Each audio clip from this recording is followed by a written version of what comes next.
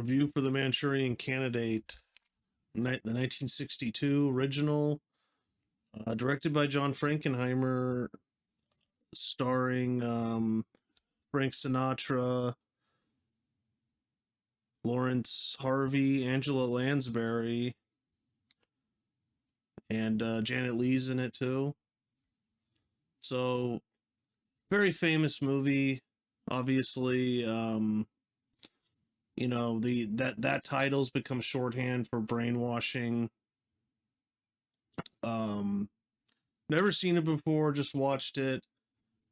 Really enjoyed it. Really good movie. I mean, Frank Sinatra even I think is really good in it. He's a singer. He's not really an actor, but he did star in a number of movies, and he's actually pretty good. So the movie follows Lawrence Harvey, an American POW in the Korean War, is brainwashed as an unwitting assassin for an international communist conspiracy. And that pretty much sums it up. Him and Frank Sinatra, they're both in the army, and his platoon or group of guys are basically betrayed by their guide, their Korean guide, who's played by Henry Silva, which is kind of hilarious because he's supposed to be Korean, I guess. I'm pretty sure he's Italian, so it's kind of odd. He's in Ghost Dog, though. I think he's the main mafioso boss. But they're betrayed by him. They're ambushed. They're all knocked out, and they're taken by the North Koreans and brainwashed in conjunction with the Chinese communists and the Soviet communists. And, there's also a remake of this, which I like too. I like both of them. I'd probably say this is a better script, I'd probably say. And John Frankenheimer does a really good job of directing it. I think both are good, though. But pretty brutal when they're brainwashed. This happens pretty early on. They make Lawrence Harvey kill someone. I think they make Frank Sinatra kill someone, too. You see, in the remake, they make Frank Sinatra's character is played by Denzel Washington, and they make him kill someone. But anyways, then they brainwash them of the story of Lawrence Harvey saving all of them, being this big hero. That they're brought back to the United States. Angela Lansbury is his mother. Lawrence Harvey's stepfather is a senator. Angela Lansbury's married to him, but she's really the power. He's like, she even calls him an idiot, basically. So he's like an idiot. She basically runs his Senate office. She is basically the senator, except in name only. She's not. And then Lawrence Harvey gets the Congressional Medal of Honor, I think, nominated by Frank Sinatra. And then slowly the plot unfolds that he was brainwashed. Some of the communists are in New York City. They're his handlers. He checks in with them from time to time. They use this really cool thing with this game of solitaire that helps put him in a brainwashed state, and then he's easy to control. When they pull out the Red Queen, then he's able to be controlled. And then the rest of the movie unfolds, and I'll get into that in a minute, but I really liked it. It's um it's a very, it's about 2 hours long. It's a very interesting script, and I don't know if you consider this like the first of the conspiracy kind of thrillers that you would see later, like, the Parallax View. What was it? Days of the Condor. And then later you would get, into X Files, which dealt a little bit with somewhat with brainwashing. So I'm not sure if this is the first one ever done, but yeah, very good movie. I definitely recommend it. Angela Lansbury was nominated for Best Actress in a Supporting Role, and it was nominated for Best Film Editing, but it didn't win any of them. But um, yeah, Angela Lansbury is very good, and Lawrence Harvey hates his mother, who's Angela Lansbury. He earlier, before he joined the military, he had a relationship with this woman, and she basically forced him to break up with her because this woman is the daughter of this other senator who she hates, Angela Lansbury, that she calls a communist. Basically, anyone that she doesn't like or disagrees with, she just calls a communist to discredit them, which is funny because of a revelation later. And um, so he really doesn't like his mother. And then, so now I'll get into spoilers for 1962 movie. Um, so basically, she's part of the conspiracy. She was been working with the communists, and she got him captured, his platoon captured, Frank Sinatra captured, to brainwash him so that he can, and this is different from the remake, so that he can then kill, so that her husband, who is Lawrence Harvey's stepfather, because her real husband died years earlier. We don't really know how or why. Um, so that her husband, who's played by James Gregory, who's been in a bunch of stuff too, can become the vice presidential nominee, and then Lawrence Harvey can kill the president, and then James Gregory will swoop in and grab his body and make this amazing speech that they've been working on for years. And this will all be on TV because this will be during the convention, and it will, swoop the nation. He'll win in a landslide. He'll become the president. Angela Lansbury will be the first lady. She'll really be the one in charge. And she says, then we will usher in a state of martial law like you have never seen. This is like a line like that or something. Um, I mean, pretty brutal because she's basically giving up her son Lawrence Harvey, um, to die for this cause. She says that she didn't choose, that it was her son to be captured, that it was supposed to be someone else, but they chose her son.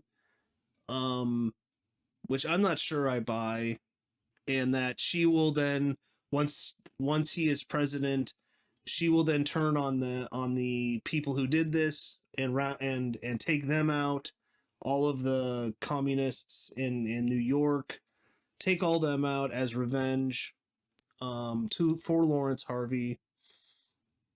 Well, pretty brutal. She's basically sacrificing her son so that she can become, or her husband and her can basically rule with an iron fist the United States. It's not really shown if she's really a true believer in communism or what. You get the feeling, yeah, maybe a little bit, but she really just wants power, just to, rule the country. And Yeah, and then throughout all of this, basically Frank Sinatra, some of the brainwashing didn't really take with him, and he starts to kind of piece things together. He doesn't really believe the story that he has been telling about how Lawrence Harvey's this hero. And then military intelligence, he tells them, they kind of investigate, and they're like, okay, maybe there's something here. I think they're working with the FBI and the CIA too, and they're kind of on the side investigating this. And Frank Sinatra and Lawrence Harvey kind of strike up a friendship. They hang out a little bit, they drink. Lawrence Harvey basically is like a total mess. Like he's a man who's never been happy really, except with the woman he loves. And he has this deep-seated hatred for his mother. And the woman he loves is Leslie Parrish. And then later in the movie, um Lawrence Harvey's mother actually is like, okay, it's time for you to get married, Lawrence. And she has this big ball, this big party. Leslie Parrish is back in town, so she goes to the party. And then they basically, Lawrence Harvey and her reignite their old fling, and they run away and get married. Um, and there's this theme of the red queen, the card with solitaire, which they basically get rid of in the remake. Which I think is kind of a negative actually in the remake, because I thought that was a really cool idea. Um, and some things aren't really clear to me, because like Leslie Perry, the party is like you dress up as, whatever, like someone dressed up as Abraham Lincoln. Lawrence Harvey's dressed up as a cowboy, and then um Leslie Parrish is dressed up as a red queen card, like a deck of cards. She has this outfit. It's like a giant card, and it's a red queen. And I was like, wow, that's a coincidence. Because like basically, who's the red queen? It's his mother. It's Angela Lansbury. She's the one in charge of all of this. She's the queen. And but then she's wearing this card as a red queen, and I was like, is she part of the conspiracy too? But you don't really think so, because as I said, spoilers. Um, Basically, Lawrence Harvey, then Angela Lansbury.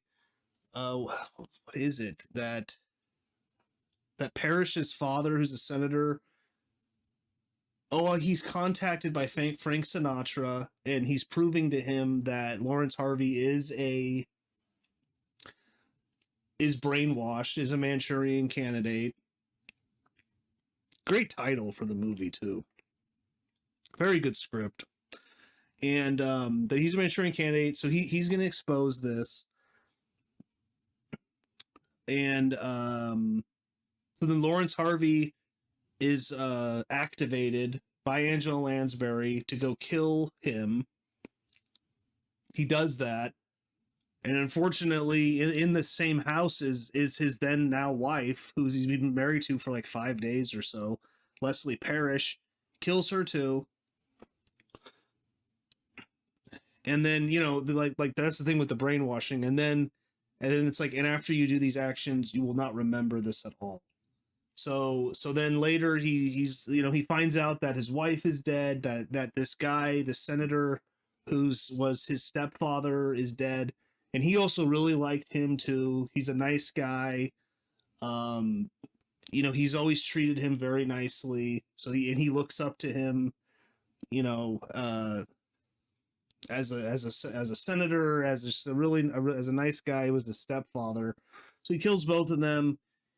And I mean, the movie doesn't straight up say this, but the remake kind of does this too. Which I think I just watched the remake also, but that's a separate video. But anyways, I think that him killing, the love of his life kind of cracks the brainwashing, because then he meets up with Frank Sinatra and he's like crying and he's like she's dead, and also her father's dead. He's like, did I do that?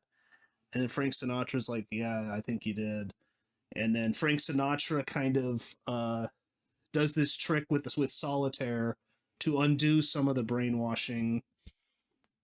But I don't know if I'm explaining it that well, but it's a very interesting movie. It's only about 2 hours long. It's in black and white, beautifully shot, beautifully photographed. I just found it a very entertaining movie. It's very influential. Um, and then Lawrence Harvey then goes and does what he has been tasked to do, they think. And then they have the convention,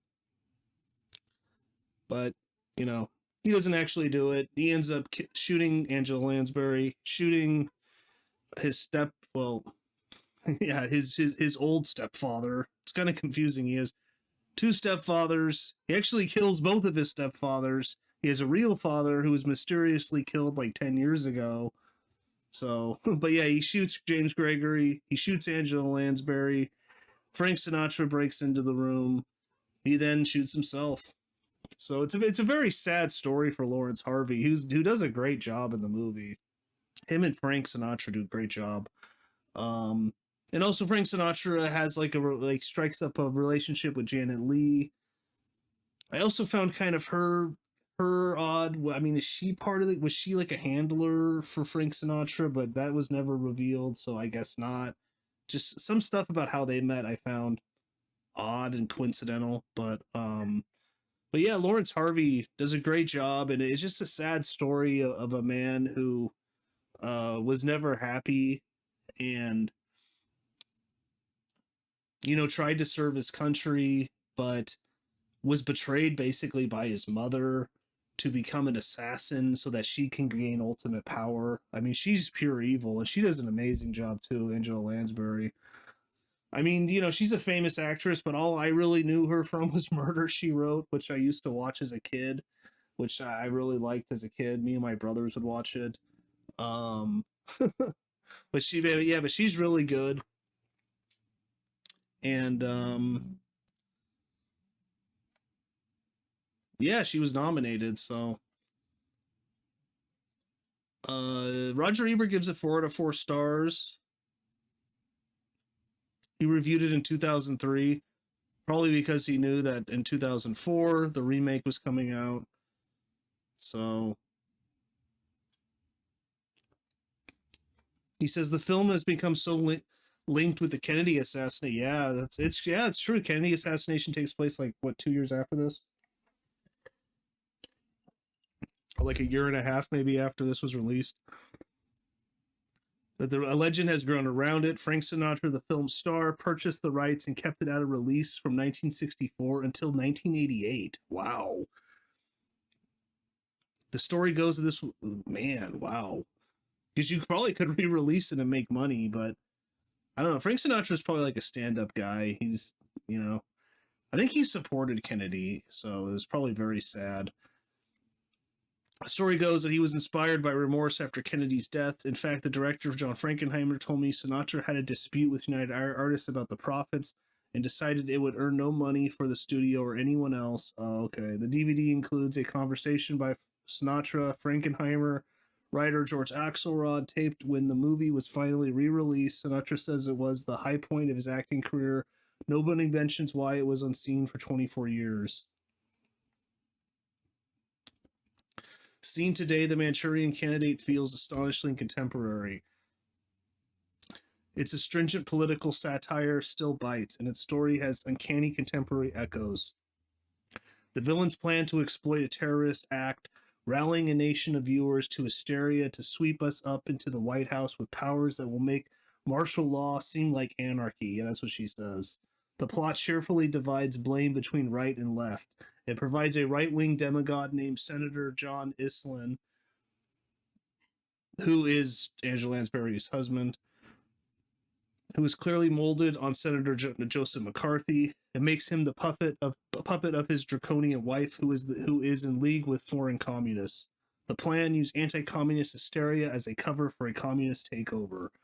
The movie is based on the 1959 novel by Richard Condon, who must have been astonished that it became a film with big stars like Sinatra, Angela Lansbury, and Lawrence Harvey, and still more astonished that Frankenheimer and Axelrod did not soften its wicked satire.